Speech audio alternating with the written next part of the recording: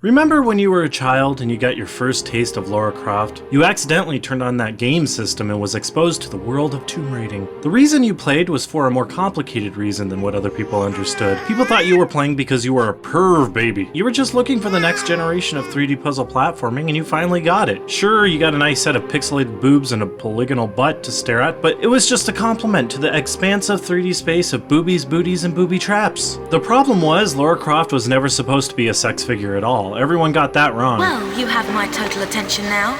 I'm not quite sure if I've got yours, though. Lara Croft was never a victim, held her own, and man was the least of her worries. Until your jerkasses came around.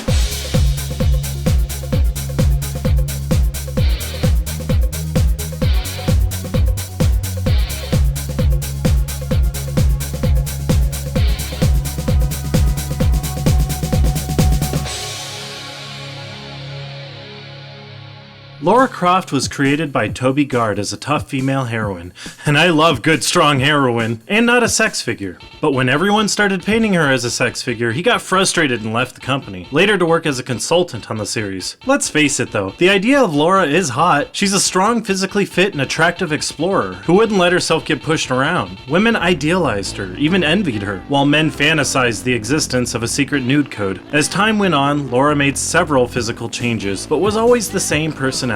That fiery personality is actually something that fans adored. The looks were nice, and each new subtle physical enhancement were certainly welcome, but the looks weren't everything, as non-players surrounding you may have thought. They don't understand! She has a personality! I'm not a pervert! The games were never really about Lara Croft anyway. They were about submerging the player in a foreign place, exploring tombs for items and keys, encountering scary animals and mythological creatures, navigating traps and solving puzzles. You never knew what to expect, and the unpredictability of what will come next was enticing. But after that initial excitement of the game, players started to get curious and question Lara's background. They wanted to know more. Originally, when I was thinking about Lara Croft, it was very much the opposite of what game characters were like at the time. There's a lot of sarcastic, sort of monosyllabic sort of heroes, and I wanted Lara to just be the opposite of that. So I wanted her to be this extremely refined, genteel lady who just had this steely disposition. They developed more of a background for her after the first trilogy, and especially when Crystal Dynamics took over the series with Legends, but it didn't end there. It felt like they were straying further from what made the first game so great and tending to fan demand for more Lara Croft.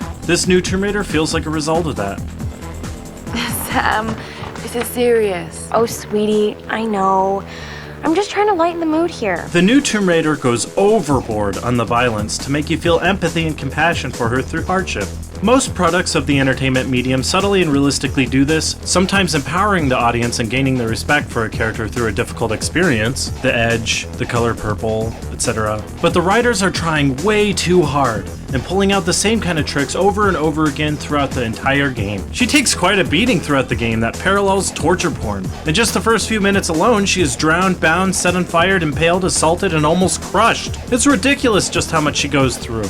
In theory, if this is indeed the same Lara Croft, fans shouldn't need this gimmick to feel for her. There's no sense in this extreme, unrealistic amount of violence, murdering, and punishment, and doesn't help in defining her character's personality in the earlier games. In fact, it does the very opposite. In this Tomb Raider, she is just murdering. Sometimes she is murdering waves of dudes who are desperately trying to defend themselves, and sometimes she is murdering dudes while they're just standing around engaging in idle banter and without remorse. What's going on down there? Everything okay? She is just a serial killer. I know she's no stranger to countless murder. In the past, you killed lots of guys, but at least they mixed it up a little. It wasn't always guys. But when they burst out at you waving giant guns, it's a pretty good indicator you weren't safe and needed to defend yourself. In the reboot, these guys are helpless and unsuspecting, and if approached correctly, can be reasoned with. Lara just has no problem ending these poor, helpless, albeit intimidating guys' lives before she can find out if they are one of the only few rapeless guys with a wife, kids, and a family, and is a good member of society, slowly building himself up in his career. Speaking of which, where are all the women on this island? No wonder these guys are all raping and murdering. They are sex-deprived lunatics. Designed to sexually frustrate. But it doesn't end here with her cold, heartless killing. No, she gets bored of her human victims and sometimes take on the frolicking wildlife for no other reason than experience. To get better at it, so she can do it more. In the past, she had a much better reason to disturb these animals' natural habitat by murdering them. They usually wanted to kill you and feed you to their offspring, or wanted to steal your health packs and give me back my health pack! This is a dangerous world full of monster plants and velociraptors, and even the cutest little things are out to kill you with infection by cutting off your healing supplies. Why, monkey? Why? Most people didn't understand. Who was Lara Croft and why did she do what she did? I don't need a crappy reboot reimagining prequel to find out. Lara Croft did what she did out of sport and materialism. She is following in her father's footsteps and had a passion for adventure, but she was spoiled by her father's inheritance. She has a hero mentality, but is also very stubborn. In the first game, she is recognized for her capabilities and hired on by Natla to find an alien artifact, but soon she realizes the power of this artifact and seeks to obtain it for herself, not so much for the material benefits as it is to save the world. Besides, Natla is the queen of Atlantis, who was exiled for her misuse of power. I also like to believe this is the game we witnessed Lara's first kill. The reboot of the game is defining her character as the exact opposite. They paint her as a victim and that she does what she does to survive. After an episode like what she went through in the game, you never expect her to want to chart an uncharted land ever again. But after all that torture and the game wraps up, can you believe these words that are coming out of her mouth? I'm not going home. Just go home, Lara, you're delirious. There is way too much focus on creating shockwaves of compassion through the players through sheer violence and brutality. They forgot to touch on other aspects of her personality, how few there may be. Is that what she went through? That poor soul. Well, good for her. Just good for her. No matter how you put it or how much you think these weird men deserved it, Laura's a ruthless murderer, killing hundreds of men. But does this look like the face of a killer?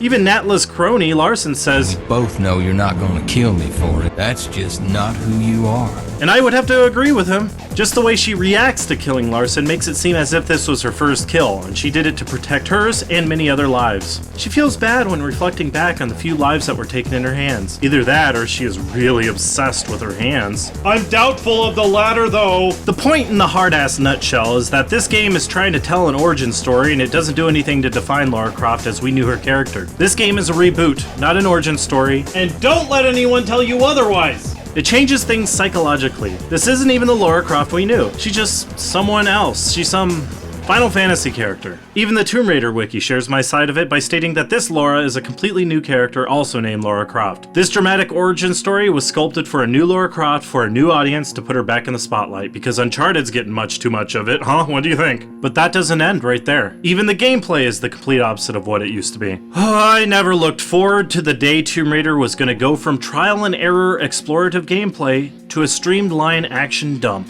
Gone are the mind and body bending puzzles and traps that made Tomb Raider what it is known for today. Unfortunately, Tomb Raider has taken cues from Uncharted due to their success. But the problem with this is that they were two eerily similar games, but completely different gameplay styles. It's like turning Silent Hill's psychological horror roots into a Resident Evil style action horror, or turning Dark Souls' vague mythological roots into an Elder Scrolls style story-packed encyclopedia. I feel when a franchise is set and 3+ games are the same style, it is deceiving to suddenly change the gameplay style and the players and allow it to retain the same name. This is a way of cashing in on the franchise with familiarity, bringing back longtime fans, upsetting the majority with the changes, and at the same time allowing newcomers to test the waters, bringing in new fans, those that may dwell more on the other side of the fence, you know, the Uncharted side of the fence. Get it?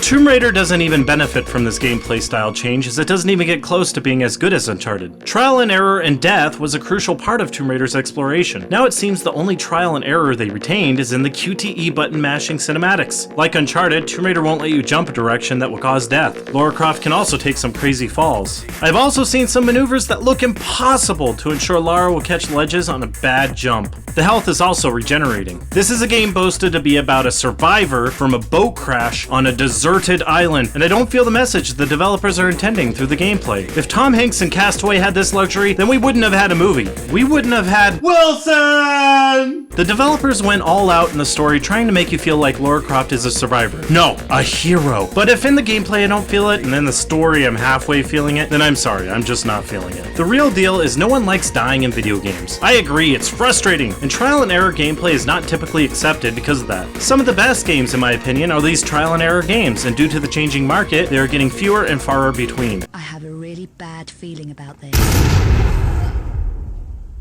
The majority of gamers like to pick up a game and feel the instant gratification without having to devote too much time into building skill. Dark Souls, which believe it or not, is very similar to the original Tomb Raider games in terms of exploration, is surprisingly getting a lot of good reputation, especially for being the hardest trial and error game I have ever played, besides Illbleed.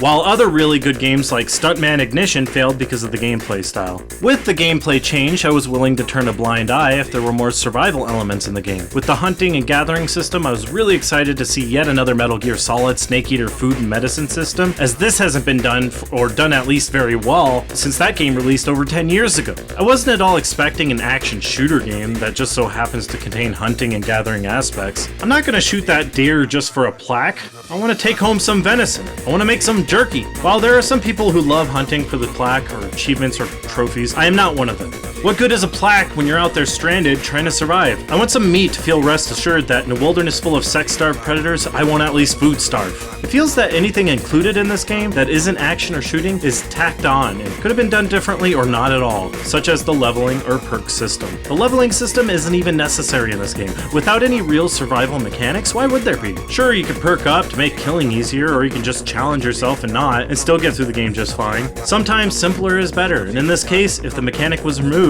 would make me feel slightly better about a game with so many other problems in morality, character, and gameplay style. Don't get me wrong here, the new Tomb Raider is really well polished, and it looks like they had a really talented team to bring everything to life. It looks really freaking good, has amazing animations, and it controls real nice. The game has a lot of atmosphere, in fact it crams it down your throat most of the time, but it's not the same atmosphere from the past. It's got a flame effect that trumps the one bolstered in Alone in the Dark, and it's not the main attraction. Lara looks great and sexy and has sexy hair, even though it's not the same Lara we know. It's Yuna. Progressing through the game and finally uncovering what is causing the freakish weather patterns was a nice mythological story element. Besides the ancient history story, the rest of the story was crap.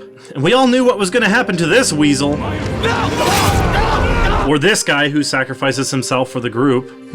How cliche. Towards the end, there were actual freaking puzzles and tomb raiding and climbing akin to the old games we know. There were some really cinematic fight scenes while the world around you crumbles apart. Their new combat system is really fun to play, akin to Uncharted's, but like I said, combat should never be the main attraction in a Tomb Raider game. I saw the previews of the next game, and I have to say, I don't want more of this new Lara Croft. Why does there need to be a Rise of the Tomb Raider? I thought this game was already about the Rise of the Tomb Raider. Perhaps they meant to call the next game the Rise of the Tomb Raider. It's just natural to expect when you play a game called Tomb Raider, there will be some tomb raiding involved. There's neither tombs nor raiding. Okay, there are tombs and raiding, but it's optional. You go in, you solve one puzzle, and then you're done. It takes 1 minute to do and leaves you wishing the whole game was this and less Houston. I love me some Houston, don't get me wrong, but this game overloads you with it. In Uncharted, it's okay because that's always been Uncharted, but in Tomb Raider, the Houston has always been secondary to the puzzles and exploration. Not anymore! Did I tell you about the survival instincts? I don't need to. Square Enix has been doing this crap with all their published games lately. Should be used to it by now. Going forward, I think Crystal Dynamics should pull their diehard fans in on what they loved most in the original Tomb Raiders and look at bringing some of those elements back. I have an idea of what diehard fans are gonna say. 1,